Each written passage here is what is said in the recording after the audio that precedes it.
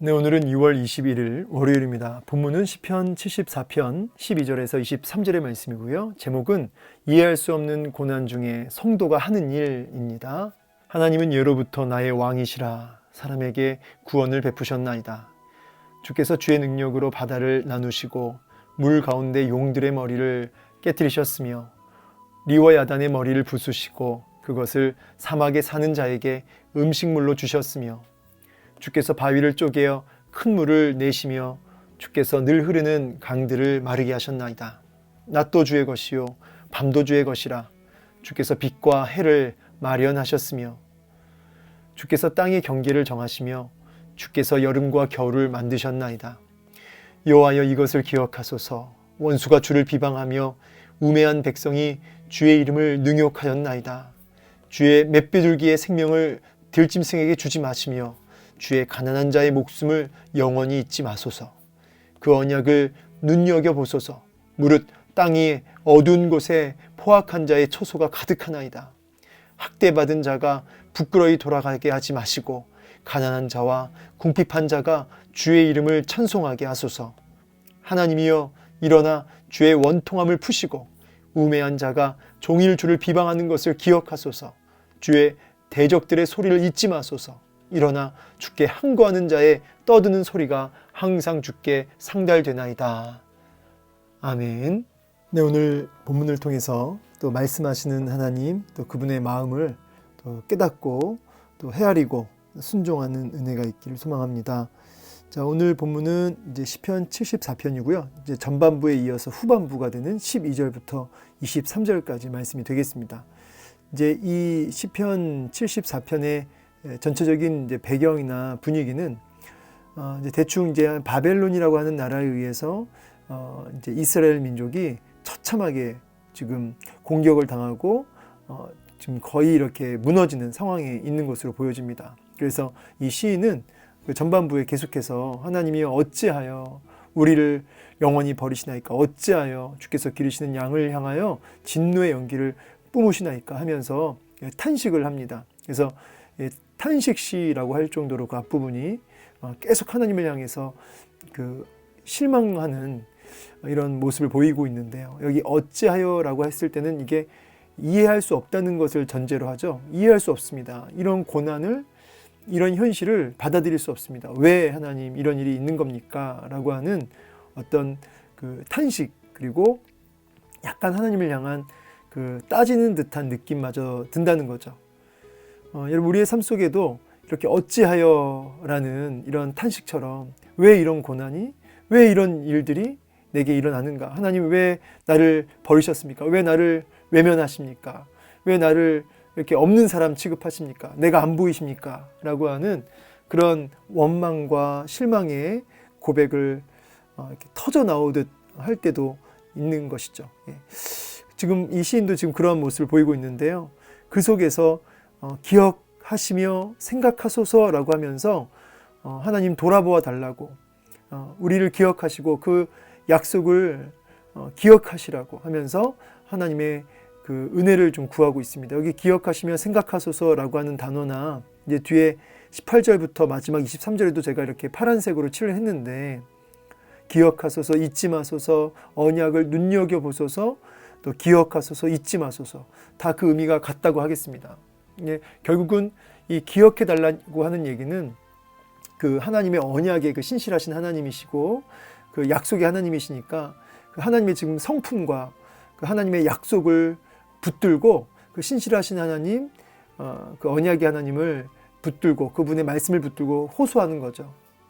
이렇게 기억해달라고 하는 이 시인의 마음에는 뭐가 있냐면 하나님을 전적으로 신뢰하는, 이해도 안 되고 납득도 안 되고 설명도 안 되지만 그러나 하나님을 신뢰한다라고 하는, 그래서 하나님 말고는 갈 데가 없고 하나님 말고는 의지할 데가 없고 하나님 말고는 부르짖을 데가 없고, 그래서 하나님만을 다시금 전적으로 매달리고 있는 그 고백이 이제 기억하소서, 잊지 마소서라고 하는 거예요. 그래서 얼마나 하나님 앞에 정말 매달리고 있는지, 여러분, 우리가 하나님 앞에 나아갈 때 이렇게 기억하소서, 잊지 마소서 하면서 하나님의 약속을 붙들고 호소할 때 그 기도가 굉장히 강력한 기도가 되는 것이고 하나님을 전적으로 의지하는 자의 모습이 되는 것입니다. 일단 좀 이제 그 전체적인 흐름 속에서 본문을 이제 볼 텐데요. 지금 계속 이런 이해할 수 없는 현실 앞에 그 비참한 아주 처참한 현실을 지금 하나님 앞에 낱낱이 마치 아이가 일러 바치듯이 하나님께 막 고자질합니다. 이게 뭡니까? 하나님 그들이 이렇게 했습니다. 이렇게 했습니다. 라고 하면서 이제 9절에 그런데 하나님 이게 도대체 얼마나 오래 했는지 마치 코로나가 언제 끝날지 모르잖아요. 근데 막막하죠. 그래서 그래서 견디고 인내할 때 어떤 기한이 정해져 있으면 우리가 버티는 그런 게 있는데 기한이 안 정해져 있으면 버티기가 어려운 거죠. 지금 시인이 꼭 그런 상황입니다. 이런 처참한 상황이 언제까지 될는지 모르겠다는 거예요. 언제까지 우리를 이렇게 내버려 두시겠습니까? 어찌하여 손을 빼내시어 그들을 멸하소서. 이 말은 이제 좀 개입해 달라는 거예요. 가만히 있지 마시고 좀 개입해 달라는 거죠. 오른손을 거두시나이까 이 말은 권능의 손을 거두셨다 이 말은 왜 안 도와주십니까? 이런 말이죠. 이런 아주 그 강한 탄식과 하나님을 향한 그 호소가 이제 11절까지 계속되다가 갑자기 이제 12절에 시인이 이제 11절까지는 이 막막한 상황 속에서 하나님 어찌하여 이런 일이 있고 왜 가만히 계시고 왜 외면하시고 왜 그렇게 우리를 돌아보지 않으십니까? 라고 하는 어떤 원망의 그런 느낌마저 들었는데 이제 12절부터는 갑자기 하나님을 향해서 자신의 신앙 고백을 올리는 거죠. 이게 누가 보면은 이제 시편 이제 여기도 이제 그렇지만은 다른 시편도 보면은 이게 왔다 갔다 해요. 감정이.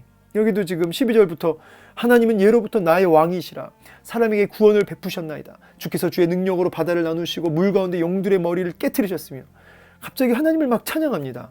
11절까지는 왜 그러시냐고 하나님 어찌하여 그랬다가 12절부터는 하나님을 왕이라고 고백하며 구원의 하나님을 노래하고 있어요. 예, 여러분들 이게 누가 보면 이렇게 정신이 좀 이상한가 이렇게 볼 수 있지만 사실은 이게 실제 우리 신앙생활의 모습이에요. 어쩔 때는 막 충만해서 하나님을 막 자신 있게 고백했다가도 또 막막한 현실 앞에 막 무너져서 어찌하여 이랬다가도 또 다시금 눈을 들어 주를 바라보면서 하나님을 막 노래하며 의지하며 나아가는 왔다 갔다 하는 게 우리들의 모습이죠. 오늘 우리들의 모습이 그대로 시인의 모습 속에 비춰지고 있는 것입니다. 근데 그게 비정상이 아니에요. 비정상이 아니에요. 우리가 막 그 뭡니까? 그 씨름을 하는 거죠. 근데 씨름을 하는데 이게 달라요. 이런 그 혹독한 현실 속에서 씨름을 결국은 하나님 앞에서 씨름을 한다는 거예요. 무슨 말씀인지 아시겠죠? 그러니까 원망을 하고 또 하나님을 찬양을 하고 다시 눈을 들어 하나님 바라봤다가 다시 땅을 내려다보면 또 원망이 되고 이게 왔다 갔다 할지라도 하나님을 향해서 씨름을 하는 거죠. 하나님을 향해서. 그런데 어떤 반응이 이제 대부분이냐면 하나님을 원망하고 씨름을 하지를 않아요. 하나님과 씨름하지 않아요. 더 이상 하나님하고 대화하지 않아요. 더 이상 하나님하고 씨름하지 않습니다. 그리고 그냥 떠나는 거죠. 여러분 그래서 이 고난은 실제로 진짜와 가짜를 가늠하는 시금석이 되기도 합니다. 그래서 이거는 참 확실한 어떤 경험적으로도 그렇고 성경적으로도 그렇고 확실한 진리죠. 그래서 계속 하나님이 몰고 가시는데 고난 속으로 막 끌고 가시는데 계속 하나님하고 씨름하는 거예요. 이제 욥 같은 경우도 그렇고 요셉도 그랬고 다 마찬가지예요. 다윗도 마찬가지고 이들의 고난이 여러분 작은 고난이었습니까? 참 우리가 글로 읽어서 그렇지 이들의 고난을 우리가 조금이라도 맛본다면 감당하기 어려울 거예요. 물론 여러분마다 다 저마다의 고난이 있으시겠지만 그런데 특징이 뭐예요? 안 떠나요. 그냥 어떻게 해요? 더 열렬하게 하나님하고 씨름해요. 더 열렬하게 하나님하고 더 막 붙어가지고 하나님 앞에 막 하나님 봤다가 막 땅을 봤다가 막 기뻐했다가 또 막 어찌하여 이랬다가 이게 반복되는 거죠. 근데 하나님 앞에 꼭 붙어 있어요. 막 더 열렬히 나가요. 그런데 그렇지 않은 경우는 그냥 확 떠나버리는 거죠. 등지는 거예요. 등지는 거예요. 하나님을 향해서 원망을 넘어 등져버리는 겁니다.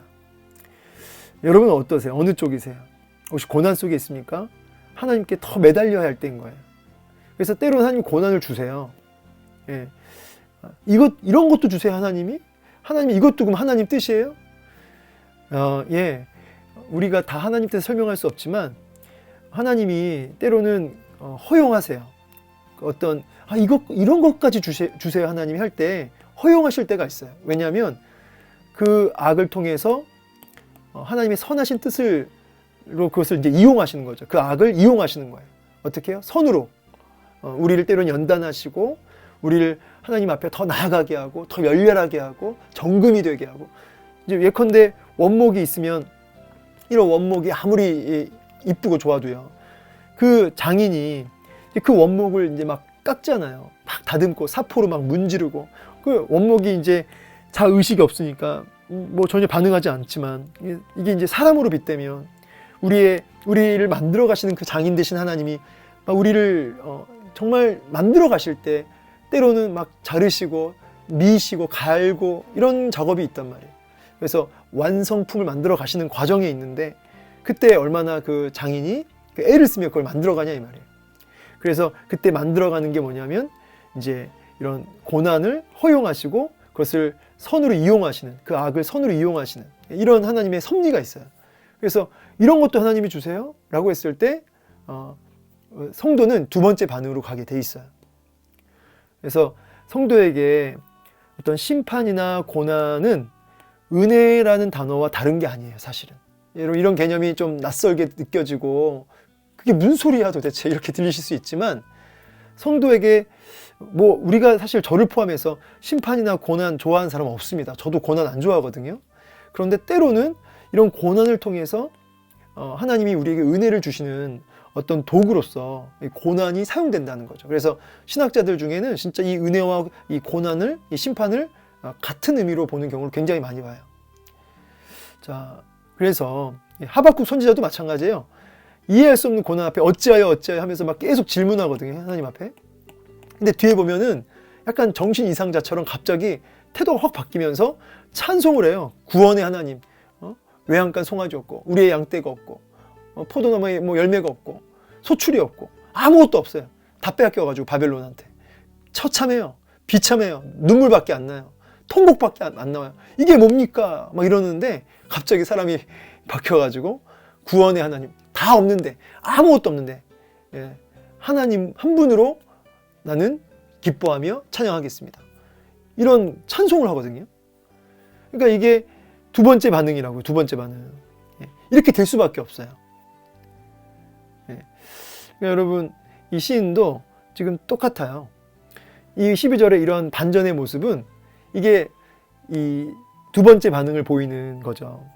그래서 이해할 수 없지만 여전히 어찌하여지만, 여전히 환경은 안 바뀌었고 여전히 상황은 안 바뀌었지만 하나님을 뭐라고 그래요? 나의 왕이시라고. 응? 왕이다 이 말은 그분이 주권자가 되시고 그분의 주권과 그분의 뜻대로 모든 것을 운행하는 거죠. 왕이 뭐예요? 통치하는 존재죠. 다스리는 존재예요. 근데 나의 왕이래요. 이 말은 나를 통치하시고 나를 다스리는 분이라는 거죠. 그러니까 그분께 완전히 맡겨드린 상태죠. 그분의 주권과 그분의 왕권을 인정하겠다는 거예요. 이해할 수 없지만. 그러면서 사람의 구원을 베푸셨나이다. 그리고 그 왕은 이해할 수 없지만, 다 설명할 수 없지만 궁극적으로는 구원으로 이끌어 가시는 분임을 고백하고 있는 거죠. 구원을 노래하고 있어요. 이걸 이제 새 노래라고 그러죠. 새 노래, 구원의 노래. 13절, 주께서 주의 능력으로 바다를 나누시고 물 가운데 용들의 머리를 깨뜨리셨다는 이 말씀, 뭐 리워야단 이런 게 다 뭐냐면 이게 용들이거든요. 용들, 리워야단. 이게 이제 사단이나 어둠, 그 괴물 같은 거죠. 여기 용들 다 혼돈과 막 무질서와 사탄의 어떤 권세들 이런 걸 상징할 때 리워야단, 용들, 어둠의 권세를 이렇게 표현하기도 해요. 근데 그들의 머리를 깨뜨리셨다 이 말은 그 원수 대적의 그 머리, 이 말은 그 생명을 박살냈다는 거죠. 그 창세기 3장 15절의 말씀처럼 뱀의 머리를 밟아버리시는. 그래서 주의 능력으로 그 악령의 초소, 바다를 악령의 초소라고도 보는데 철저하게 그 어둠의 권세를 심판하신다는 거예요. 사막에 사는 자에게 음식물로 주셨다 이 말은 이제 사막의 들짐승이 그냥 먹어버리는 하나님의 철저한 심판으로 인해서 그 괴물들이 다 죽어지고 박살나고, 그래서 그냥 이 사막의 짐승들이 그냥 먹거리가 되어지는 그런 철저한 심판이 주님의 능력으로 일어날 것이다 라고 하는 고백이에요. 침묵하시는 하나님이시거든요. 지금까지 보니까 11절까지 하나님이 움직이질 않으시고 말씀을 안 하시고 개입을 안 하세요. 침묵하시는 하나님이에요. 근데 이해가 안 돼요. 그런데 13절 14절 보면은 적극적으로 개입하셔서 심판하시는 하나님의 모습을 보게 되죠. 그러니까 시인은 지금 당장은 이해할 수 없고 다 설명할 수 없지만 하나님이 궁극적으로는 이렇게 개입하셔서 심판하실 것입니다 라고 하는 그 고백을 하는 거죠. 예, 이게 시편 73편하고도 연결되죠. 여러분, 우리가 악인이 죽는 순간까지 평안하고 잘 되고 아프지도 않고, 그러나 여러분 그건 아무것도 아니에요. 왜냐하면 이 땅에 100년 뭐 또 100년 더 이상 사시는 분도 있겠지만 그 악인이 장수하고 재물이 줄지 않고 마지막 죽을 때까지 평안하다 할지라도 그 죽음 이후에 영원이라고 하는 시간 속에 감당할 수 없는 정말 너무너무 놀라운 그런 하나님의 그 심판과 또 성도들에게는 보상이 주어지는 것이죠. 이제 그런 것들을 바라보면서 오히려 하나님을 찬양하고 구원의 하나님을 노래하고 있습니다. 주께서 바위를 쪼개어 큰 물을 내시며 주께서 늘 흐르는 강들을 마르게 하셨나이다. 자, 여기도 바위를 쪼개어 큰 물을 내셨다. 이거는 이제 구약에 보면 이스라엘 백성들이 출애굽했을 때 막 목이 말랐을 때 광야에서 그 반석을 쳐서 물이 흘러나왔죠. 이제 그 사건을 이렇게 연기할 수 있겠죠. 그려볼 수 있겠죠. 그리고 흐르는 강들을 마르게 하시는 하나님. 그러니까 뭐 여러분 그 노아 홍수 때도 그 물이 막 철철 흘러 넘치는데 주님이 이제 딱 때가 되니까 그 물들을 멈추시잖아요. 그러니까 이 15절이 갖고 있는 의미는 뭐냐면 다 하나님 손에 있다는 거예요. 구원과 심판이 다 하나님 손에 있다는 거죠. 예. 하나님은 누구시냐? 창조주 하나님이시요, 구원주 하나님이시요, 심판주 하나님이시다 라고 하는 고백을 지금 하고 있는 거죠. 낮도 주의 것이요 밤도 주의 것이라. 빛과 해를 마련하셨으면, 그러니까 창조주 하나님의 모습 보이죠? 하나님 거라는 거예요. 다 모든 게 땅의 경계, 그렇죠? 나라와 나라의 경계를 지으시고 계절을 만드시고 이것을 다 누가 하셨냐? 하나님이 하셨다는 거죠. 여러분, 저는 이제 기도할 때마다 제일 먼저 온 우주가 막 돌아가는 이미지를 그려요. 온 우주를 운행하고 계신 하나님, 우주 안에서 지구는 콩알만 하죠. 뭐 보이지도 않을 거예요. 그 지구를 운행하시는 하나님, 그 창조자 하나님, 크신 하나님, 지금도 얼마나 하나님이 온 우주 만물을 태양과 지구와 달과 모든 별들을 이렇게 붙들고 질서 속에서 한 치의 오차 없이 운행하고 계시는지 그것을 이미지로 다 그리면서 하나님의 주권과 그 또 그 섭리를 이제 바라보는 거죠. 그 크신 하나님을, 그 크신 하나님이 나의 아버지가 되신다는 거죠. 그러면서 이해할 수 없는 오늘의 문제 앞에 그 크신 하나님, 오늘도 온 우주 만물을 운행하시는 하나님, 그분이 주권적인 그 능력을 가지고 내 인생을 이렇게 이끌어 가신다는 거죠. 그러면서 18절부터 하나님 앞에 지금 17절까지는 창조주 하나님, 구원의 하나님, 심판의 하나님을 막 노래하면서, 크신 하나님을 노래하면서 18절부터 23절까지 기억해달라는 거예요. 그 크신 하나님, 살아계신 하나님, 여기 맷비둘기의 생명, 이게 이제 자기를 가리켜요. 연약한 이스라엘 백성들, 맷비둘기, 정말 연약하고 당신의 그 연약한 그 백성을 지금 이 들짐승, 바벨론 같은 그 사악한 이들이 지금 그들에게 먹이를 주지 마시고 가난한 자의 목숨을 영원히 잊지 마소서. 가난한 자도 다 이스라엘을 가리키는 거죠. 지금 자신을 가리키는 거예요. 그 언약을 눈여겨보소서 하면서 학대받는 자, 자기를 가리키는 거죠. 이스라엘 백성들과 자기를. 그래서 이렇게 비참해지지 않도록 하나님 우리를 돌아봐 달라는 거죠. 그래서 주의 이름을 찬송할 수 있도록 하나님 도와주십시오라는 거죠. 그러면서 일어나 달라는 거예요.